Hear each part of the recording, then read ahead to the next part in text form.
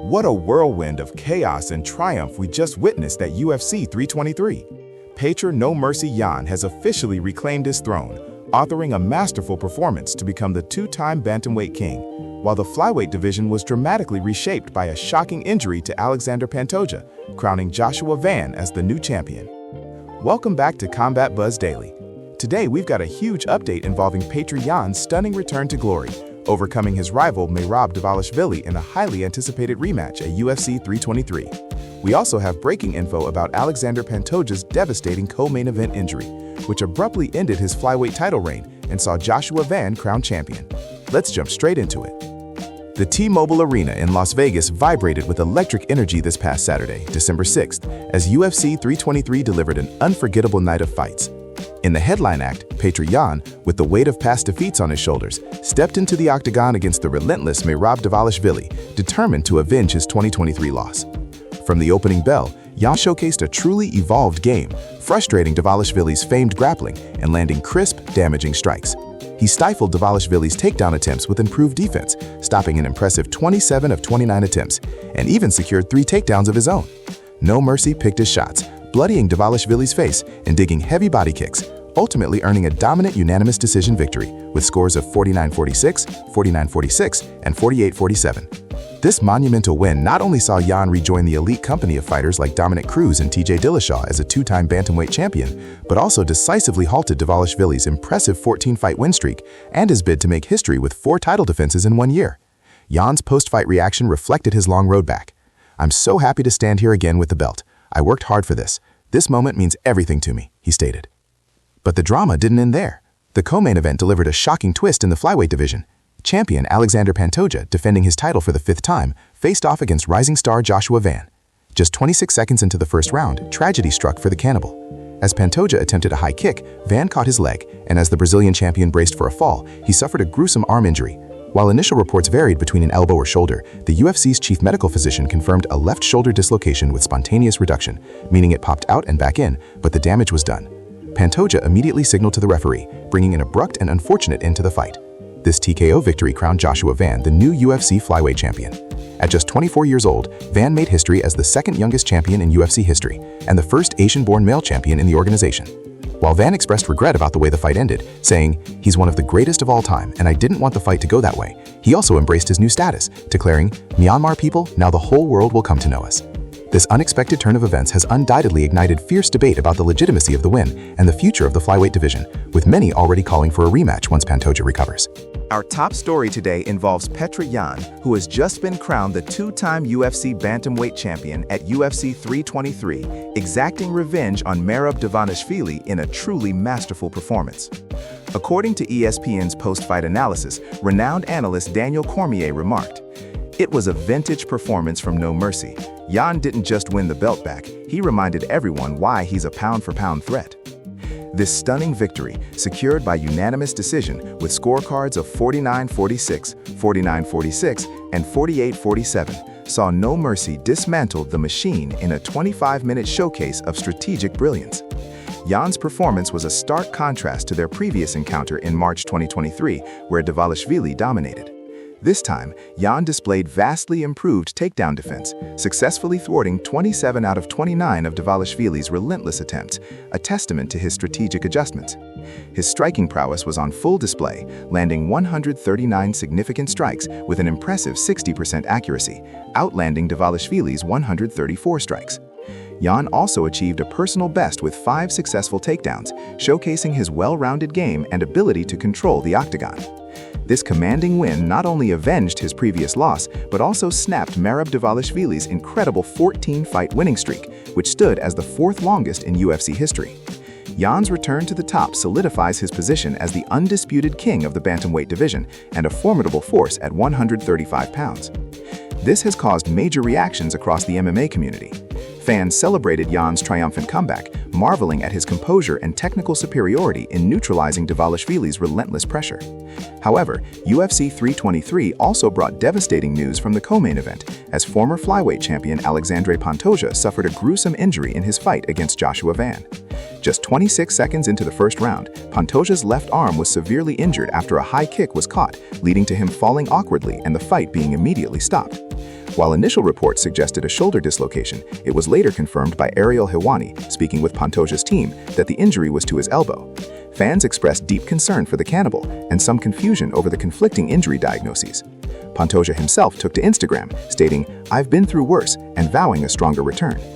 Analysts believe that Petr Yan's decisive victory dramatically reshapes the bantamweight title picture, setting up a crowded chase for the throne with contenders like Sean O'Malley and Umar Nurmagomedov now eyeing the new champion. This situation could significantly affect both the bantamweight and flyweight division rankings. For Pantoja, UFC President Dana White indicated that, "No matter what happens, I don't see him coming back anytime soon. I think there would be a title defense before he comes back," implying a long recovery period and a potential interim title scenario in the flyweight division.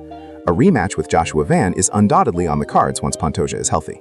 Dana White recently responded to Francis Ngannou's potential UFC return and the ongoing speculation, saying, "There was nothing that made me happier than throwing that guy over to the fucking TFL. Let me tell you what, if we let guys go, feel bad for the fucking company that gets them. We let them go for a fucking reason. I don't want to be in business with guys that I don't like and that I don't think are good guys." Dana seemed incredibly heated, especially regarding previous altercations and Ngannou's past contract disputes, where White has openly called him not a good guy. White also recounted an incident where Ngannou allegedly grabbed him by the shirt during an argument over a bonus. Shifting gears to the dramatic events of UFC 323, White also addressed Alexandre Pantoja's devastating injury in the co-main event against Joshua Van, which saw Van become the new flyweight champion after just 26 seconds due to Pantoja suffering a left shoulder dislocation. White confirmed Pantoja would need some time to recover, insisting that, "I don't see him coming back anytime soon. I think there will be a title defense before he comes back. I think he's going to need some time." This immediately opens the door for Joshua Van to make his first title defense, while Pantoja focuses on rehabilitation, with White dismissing an immediate rematch. Meanwhile, in the main event of UFC 323, Petr Yan authored a brilliant performance to dethrone Merab Dvalishvili, becoming the UFC bantamweight champion for a second time via unanimous decision. Elsewhere, White clarified his position after Tom Aspinall voiced disappointment regarding White's comments about his eye injury sustained at UFC 321. Aspinall was notably frustrated with White's initial assessment that he had no damage and didn't want to continue. White insisted he meant no disrespect. "I wasn't saying anything negative towards him. I think things can be taken out of context, or he didn't see what I said, because I don't even remember what the fuck I said. But never once did I say anything negative about him or in a derogatory way." Finally, the UFC president also faced backlash over the decision to pass over Arman Tsarukyan for the interim lightweight title shot at UFC 324, instead booking Paddy Pimblett versus Justin Gaethje. White addressed the controversy by referencing Tsarukyan's previous withdrawal from a title fight against Islam Makhachev at UFC 311. "I wouldn't say he's the odd man out. You know, he had an opportunity, and you guys know how that played out. I don't give a shit what the number says, he's gonna have to work his way back. Just too much goes into this for those types of things to happen. You can't do that. You can't get the opportunity, and then it can't end that way, so he's gotta work his way back." This sparked more reactions online, with many in the MMA community, including Daniel Cormier, arguing that Tsarukyan, currently the #1 contender, was unfairly overlooked. Reports now say the UFC is trying to finalize a highly anticipated trilogy bout between newly crowned bantamweight champion Petr Yan and the man he dethroned, Merab Dvalishvili. An insider source said directly from Dvalishvili himself, "The UFC contacted me and said, 'Please rest as long as you want. Your next fight is a rematch with Petr Yan for the belt. Rest as long as you want and call us when you are ready.'" The UFC wants this epic showdown, but potential scheduling differences with Dvalishvili, who has expressed a preference for early spring in April, rather than the promotion's rumored summer target for such a significant event, may push things back. This could result in other top contenders, like a highly vocal Sean O'Malley campaigning for a rematch, or the undefeated force of Umar Nurmagomedov stepping into the spotlight for a potential shot at Yan's newly acquired gold. Meanwhile, the flyweight division has been completely reshaped after a truly shocking turn of events at UFC 323. Joshua Van is now the new UFC flyweight champion, having claimed the title in a mere 26 seconds due to a devastating injury suffered by Alexandre Pantoja. Pantoja, who was attempting his 5th title defense, suffered a dislocated shoulder, a severe setback that Dana White confirmed will sideline the former champion for an extended period. The UFC CEO stated that he expects Joshua Van to make his first title defense while Pantoja recovers. All eyes are now on Tatsuro Taira, who, after a dominant win over Brandon Moreno on the very same UFC 323 card, has emerged as the leading candidate for Van's first championship challenge. However, the upcoming clash between Brandon Royval and Manel Kape could also shake up the immediate title picture in the 125-pound division. And in a move that has ignited considerable debate across the lightweight landscape, the UFC officially announced a contentious interim lightweight title bout between Justin Gaethje and Paddy Pimblett for UFC 324 on January 24th. This decision has sparked widespread controversy, particularly given the impressive recent performances of Arman Tsarukyan, who many believed was next in line for a shot at undisputed champion Ilia Topuria. Topuria is currently on a break for personal reasons, leading to the creation of the interim belt. However, UFC President Dana White has been unapologetic about passing over Tsarukyan, stating emphatically, "I don't give a shit what the number says." White pointed to Tsarukyan's previous withdrawal from a title fight opportunity as the reason he'll have to work his way back. The winner of Gaethje versus Pimblett is expected to unify the title with Topuria upon his return. The octagon at UFC 323 barely had time to cool before the champions and challengers involved in the night's main events began to weigh in on the seismic shifts in their respective divisions. To kick things off, the newly crowned two-time bantamweight king, Petr Yan, was absolutely electric, still buzzing from his dominant performance over Merab Dvalishvili. Yan responded to the situation in his post-fight interview saying, "I'm very happy to stand here with the championship belt. I'm very, very happy. I worked so hard. I prepared so hard for this moment. This is my life." His elation was palpable, a testament to the hard work he put in to reclaim the title he lost back in April 2022.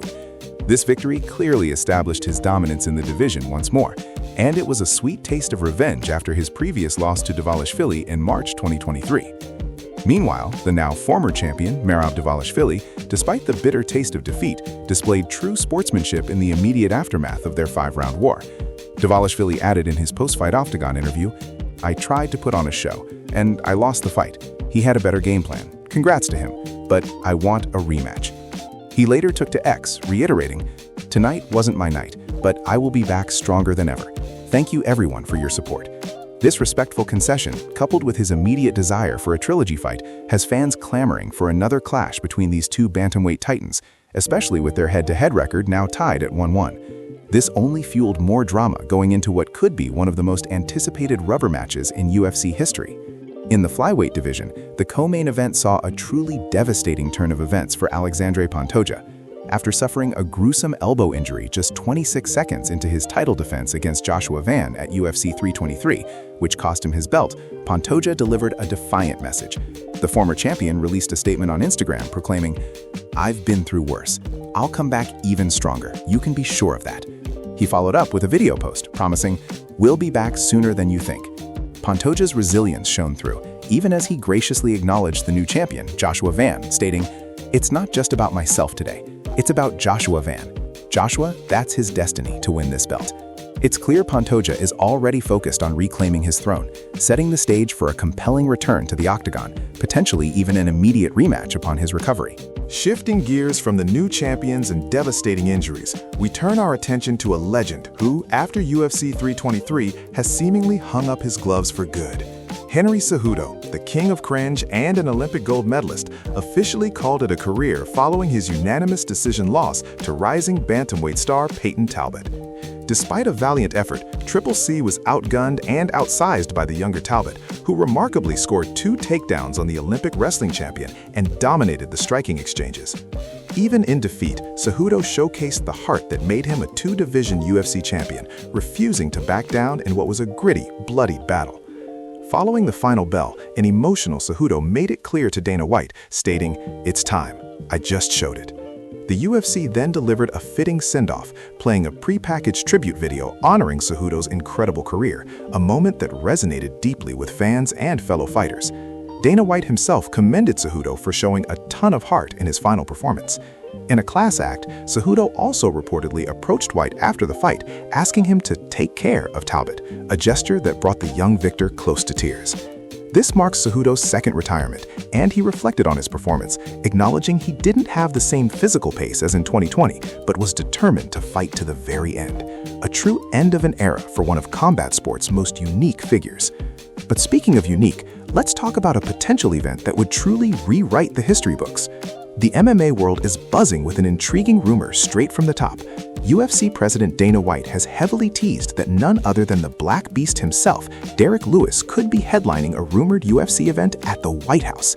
This historic card is tentatively planned for June 14, 2026, to coincide with America's 250th anniversary celebrations and, remarkably, former President Donald Trump's birthday. Sources close to the promotion suggest that President Trump has a personal interest in Lewis, with Dana White revealing that Trump loves Derek Lewis and will not stop talking about Derek Lewis. This isn't the first time the Black Beast has caught presidential attention. Many remember his iconic moment calling Trump live from the octagon after a spectacular knockout win. While the official fight lineup won't be booked until February 2026, the prospect of Derek Lewis bringing his unique charisma and devastating power to the lawns of the White House is certainly setting the MMA community ablaze. Trump has even claimed there could be 8 or 9 championship fights on this card, aiming for an absolutely stacked event. Get ready, America, because the Black Beast might just be bringing the heat to DC. And that wraps up our coverage of UFC 323's seismic impact on the bantamweight and flyweight divisions. What an unforgettable night it was. In the main event, Petr Yan truly solidified his legacy, delivering a masterful performance to defeat Merab Dvalishvili via unanimous decision and reclaim the UFC Bantamweight Championship. No Mercy was absolutely surgical, avenging his 2023 loss to Dvalishvili and stifling the Machine's incredible 14-fight winning streak. Yan showcased superb striking and stifling takedown defense, proving unequivocally that he is back at the pinnacle of the 135-pound division. As the third fighter in UFC history to become a 2-time bantamweight champion, Yan now heads into 2026 as the undisputed king, and the questions already begin. Will we see an immediate trilogy fight with a determined Dvalishvili who has already expressed his desire for a rematch? Or will rising contenders like Umar Nurmagomedov, Sean O'Malley, or Corey Sandhagen get their shot at the newly crowned champion? The bantamweight Shark Tank just got even more compelling. But the night also brought a truly shocking and unfortunate turn in the flyweight division. Alexandre Pantoja's dominant multi-year reign as UFC flyweight champion came to an abrupt and devastating end against Joshua Van. Just 26 seconds into the co-main event, an awkward fall after a head kick to Van resulted in a dislocated shoulder for Pantoja, forcing an immediate TKO stoppage. It was an unceremonious end to an impressive run for the cannibal, who had defended his title 4 times. In a blink, Joshua Van, now the second youngest UFC champion in history, seized the gold, marking an incredible, albeit unexpected, ascent. The immediate future of the flyweight division hangs on Pantoja's recovery and the highly anticipated rematch that will surely follow. However, the division is also buzzing with new energy. Tatsuro Taira, who delivered a massive TKO win over Brandon Moreno on the same card, has undoubtedly positioned himself for a title opportunity in 2026. And don't count out fighters like Brandon Royval or Manel Kape, who are always in the mix. UFC 323 has truly ushered in a new era of dominance and intrigue for both bantamweight and flyweight. With new champions on the thrones and a hungry pack of contenders hot on their heels, 2026 is shaping up to be an electrifying year for the lighter weight classes. We're talking fresh matchups, compelling storylines, and the kind of high-stakes drama that only the UFC can deliver. What do you think about today's updates? Should Alexandre Pantoja get an immediate rematch for the flyweight title next? Let us know in the comments. If you enjoyed today's video, don't forget to like and subscribe for daily MMA updates here at Combat Buzz Daily. Thanks for watching, and we'll see you in the next one.